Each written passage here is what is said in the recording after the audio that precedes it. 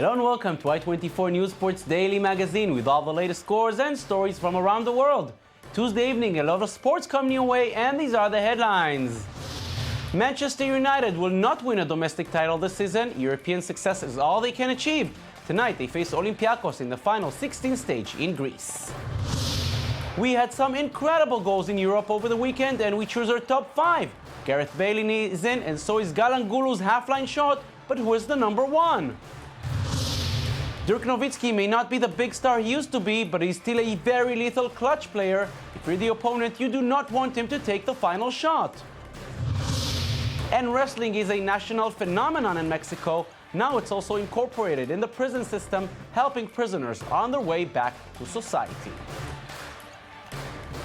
Hello again and thank you for joining us. We are live from the Jaffa Port. Champions League action is back tonight with 2 more matches in the round of 16. Manchester United will try to salvage something from the season when they face the Greek champions Olympiacos in Piraeus. The Red Devils are going through a terrible domestic season, already out of both cup competitions and with no realistic prospect of retaining their Premier League title.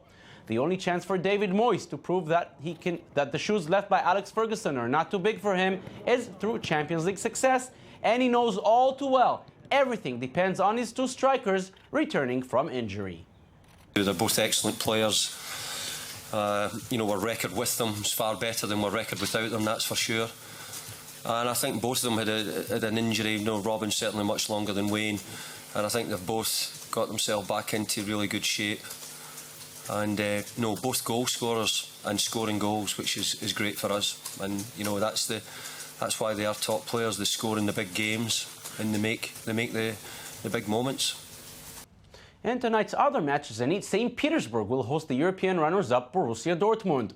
The Russian league is still in the middle of its winter break, which means Zenit, the Russian runners-up, have not played a competitive game in more than 2 months. Will that be a decisive factor? It depends on who you ask. Some may say that this is the main reason why Russian clubs are usually weaker at this stage of the season, but the German captain Sebastian Kehl thinks that it will not give his team any extra edge and that Zenit are mighty ready for tonight's clash.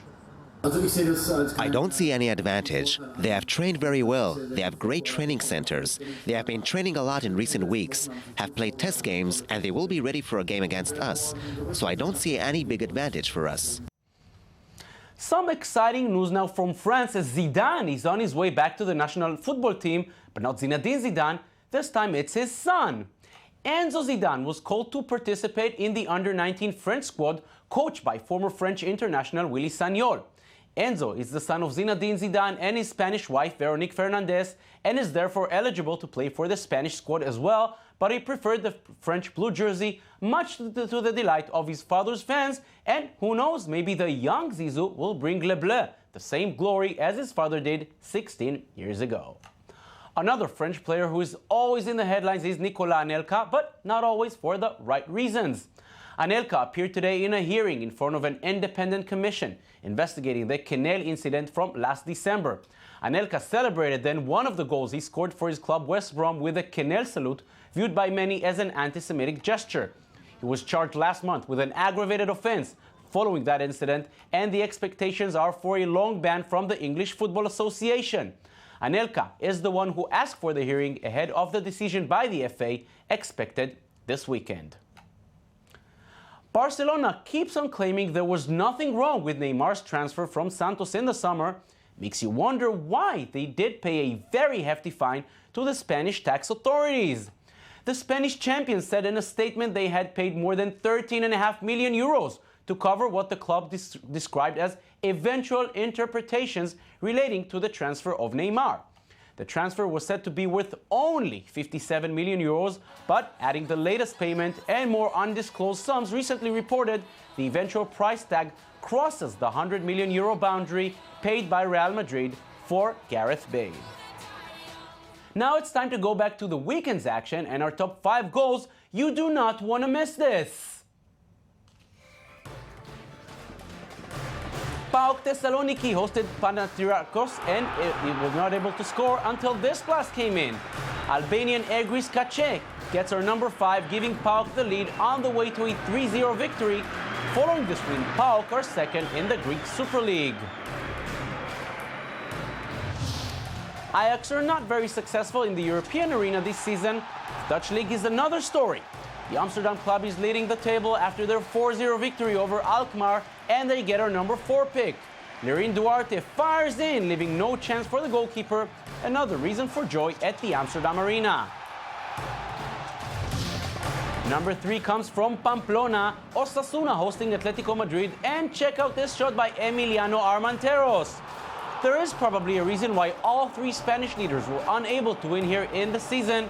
Osasuna is proving to be a very tough side to beat at home. What a goal by Armenteros. Osasuna wins 3-0.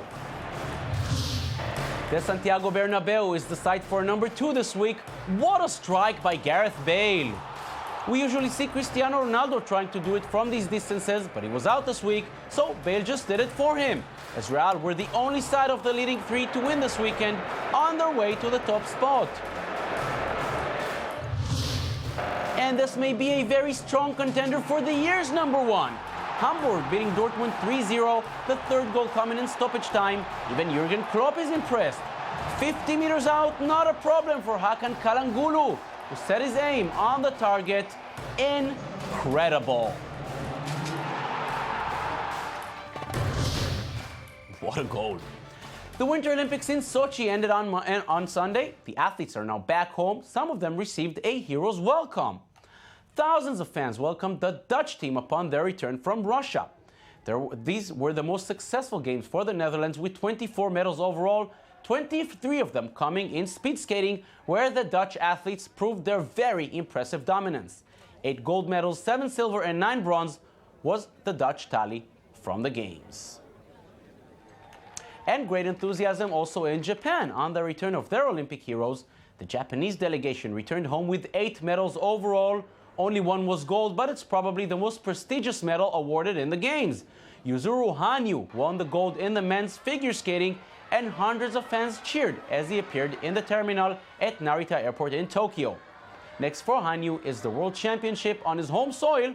They will be held at the end of March in Saitama.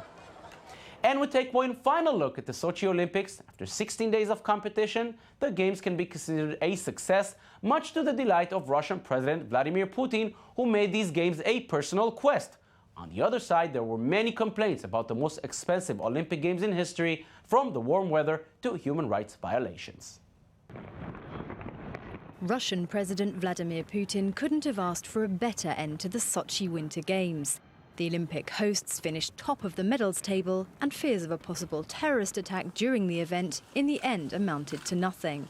All the systems here were working extremely well, from transportation to security over the Olympic villages, the food and everything really excellent. Of course, there were the downsides. Critics complained of omnipresent security, venues lacking atmosphere, and not to mention the balmy climate. But IOC President Thomas Bach said he'd had no complaints from the athletes. It has been an unbelievable Games, and I know that there was a lot of focus on, the anti-gay law before we got here. That was probably one of the questions we got asked the most, but it has been a non-factor when we're here. Everyone's been respected, everyone's been welcomed, and this has been an incredibly enjoyable experience. Human rights groups, however, slammed what they described as attempts to silence activists. The biggest clashes came as Russian punk group and vocal games opponents Pussy Riot arrived at the Olympics only to be promptly detained by police. The logic of the security forces was perfectly understandable, that we should spend the maximum amount of time in this city locked up, so we'd not manage to get anything done. Deadly violence in neighbouring Ukraine didn't stop Putin keeping up appearances in an event closely interwoven with his own image. Intending to reap the benefits from newly built facilities, Moscow hopes to sell Russia as a world-class tourist destination. I think that Sochi and the country as a whole indeed managed to gain a positive reputation, which will attract both businessmen and tourists to Sochi and the country as a whole. Others remain to be convinced over the long-term sustainability of venues. As for the legacy of the most expensive Olympic Games in history, they're waiting to see if it's all downhill from now on. Moving to the NBA, into the Dallas Mavericks, who came to their 3rd successive game on the road, this time in the Madison Square Garden against the Knicks. It was a successful trip for the Mavericks, who came into this game after comfortable wins in Philadelphia and Detroit, but the Knicks would not go away without a fight. Dallas took the early lead, but the team from the Big Apple always had them on sight. It was a very close affair throughout the second half. Monte Ellis gave the visitors a 4-point lead with a giant dunk, but Carmelo Anthony was there just as the third quarter ended. Melo was 7 of 12 from downtown on his way to a monster 44-point game, also adding 9 rebounds. The problem for the Knicks was he was the only one who excelled, and even with 2 of his teammates, he could not stop Jose Calderon on his way to his 6th assist, putting the Mavs up by 8 with less than a minute 40 to go. End of story? No, sir.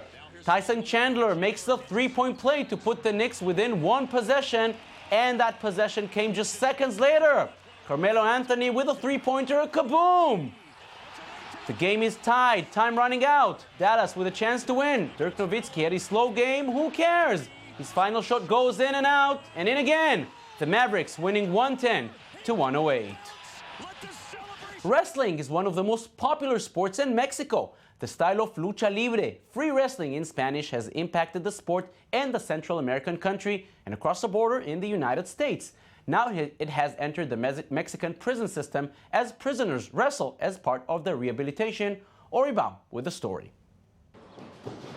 These men aren't training for WWE tryouts or lucha libre shows. These wrestlers are inmates at the Santa Marta Acatitla Penitentiary in Mexico City. The prisoners work on their moves and holds a couple of times a week, trying to relax and forget about prison life.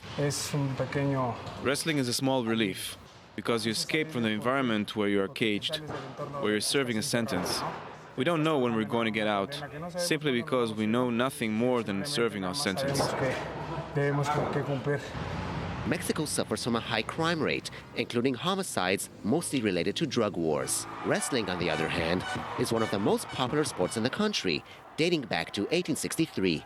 The Mexican masked form known as lucha libre influenced the sport around the world. This isn't the only kind of recreation pastime in Mexico's prisons and detention centers. Last year, a youth prison in Mexico City started teaching yoga in order to ease the tense atmosphere among the young inmates. However, in the adult penitentiary, wrestling trainings are done by former professional wrestlers, serving their time for different crimes.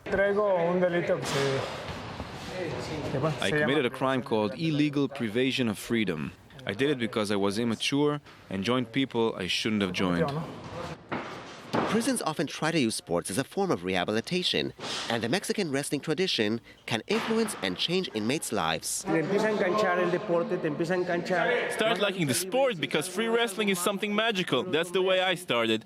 I started training as a hobby, and it ended up being part of my work, part of my life as a lucha libre wrestler. Maybe these prisoners won't make it to the big leagues as wrestlers, but they can wrestle, pin their opponents, and even perform a dropkick. Tennis now, and Roger Federer would love to prove that his time is not over yet. After a very slow 2013, this year already looks a bit better. He already has 1 final and 1 Grand Slam semifinal under his belt this year, and he had a very smooth start at the Dubai Open. Federer faced German Benjamin Becker. The first set ended in a very easy 6-1 victory for the former world #1 in just 22 minutes. The second set was more contested as Becker improved his service games, but the Swiss was always on top of things. The longest and certainly nicest point in the match came in the 6th game, as the ball went 13 times over the net, both players running from the net to the backcourt, but at the end there could only be one winner. Federer has so much style in his game. After the tough shot, he's back to the net to take the point.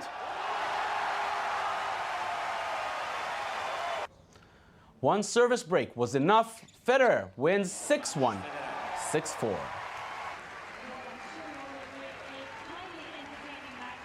Many critics wonder if Federer is perhaps getting too old and can no longer face the challenge of his younger opponents, but at the same age, Li Na is proving that age is not really a barrier.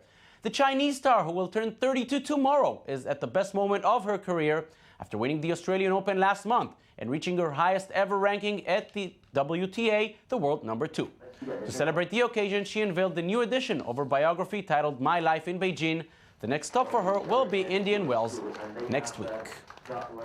Moving to the Oscar Pistorius trial, which starts next week. A South African judge ruled that television stations can broadcast part of Pistorius' murder trial live. 3 remote-controlled cameras will be allowed in court for the Paralympic champion's murder trial, which begins in Pretoria next week. Pistorius' defense lawyers had opposed any of the trial being broadcast, saying it would harm his chances of a fair trial. South African sprinter is on trial for shooting his girlfriend Riva Steenkamp last year. That's it for us today, and we will leave you with some beautiful images from Valparaiso, Chile, where the annual Cerro Abajo race took place, an extreme downhill event attracting the world's best cyclists. Enjoy the daredevil stunts, don't try them at home, and we'll see you again tomorrow. Bye-bye!